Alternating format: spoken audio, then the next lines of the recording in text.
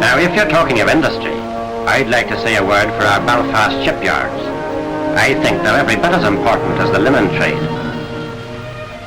I've worked on many a fine ship that went out from these stocks. Some of them big luxury liners that make us proud of our job. And a great number of freighters that keep us busy all the year round.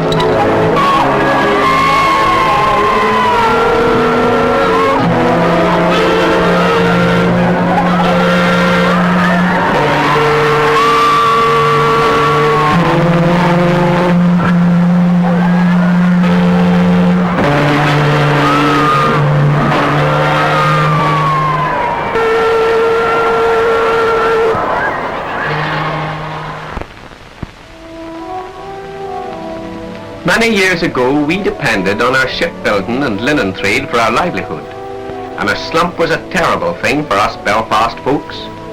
I can remember my da being out of work for nearly 4 years in the 1930s. It was the same in the linen mills too, and to stop that sort of thing happening again, our government is giving a helping hand to anyone willing to start up a new industry in the country. A great many new factories have come out of this scheme and have absorbed a vast number of our people. We make airplanes and flying boats. We turn out canned and quick frozen foods from the produce of our own farms.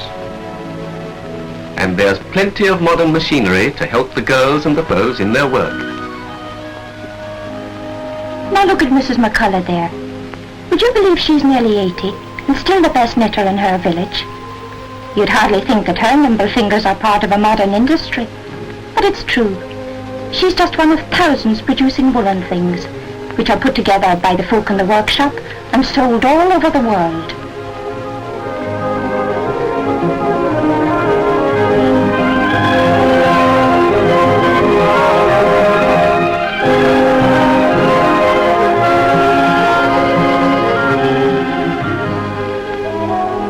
Leather making is another job that has found a good home in the country. All kinds of animal skins are brought here to be stripped, dyed, staked and polished for making up into leather goods of all sorts.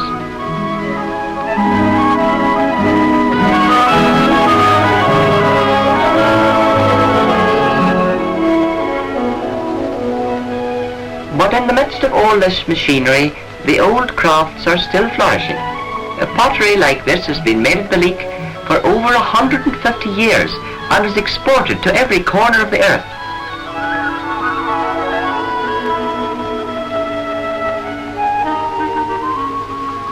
For generations, rope making has been part of our life in Belfast. From the hemp and sisal which we get from Africa, we can make anything from a ball of string to a 5-inch rope. The making of nets for deep-sea fishing is but one of the many jobs we do, and a bit monotonous it is too.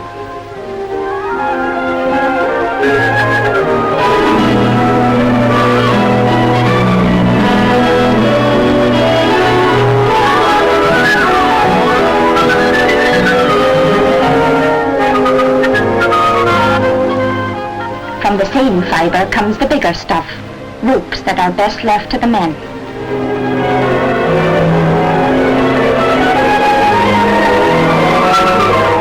It's a big machine that is needed to cope with the twisting of these hawsers, and many miles of them to make. In fact, enough to tie up all the ships in the world. And talking of shipping, you'll have heard of our marine engineering works. Aye, we make everything. Centre of communication serving these industries is the capital and port of Belfast, with its population of almost 500,000.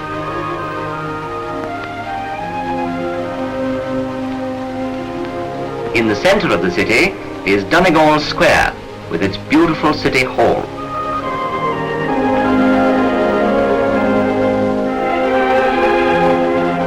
Close to the city is Stormont, seat of the government of Northern Ireland.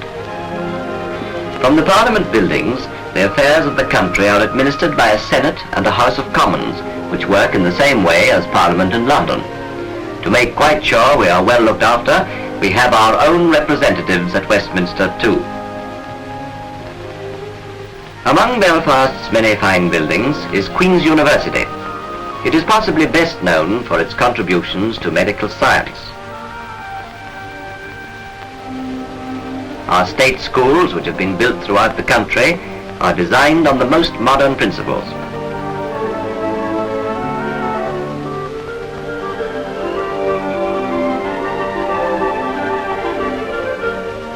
But there are still many problems facing the education authorities. Among them, the shortage of teachers. This shortage is being made up partly by the training of ex-service men and women for the vocation of teaching. Having passed through the ordeal of war, they realize the importance of democratic education. And here lies great promise for the future of our children. To the children of Ulster, the past war is only a faint memory of many foreign uniforms and of fathers and brothers away at the fighting. Throughout the land, the weapons of war are being demolished. And the scars of battle are being removed.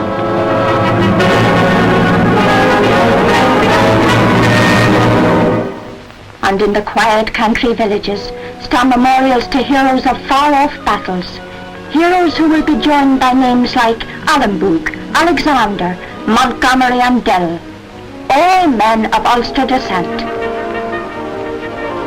Today, the youth of Ulster can look forward to living in a land that is their heritage. A land of enterprise, a land of prosperity,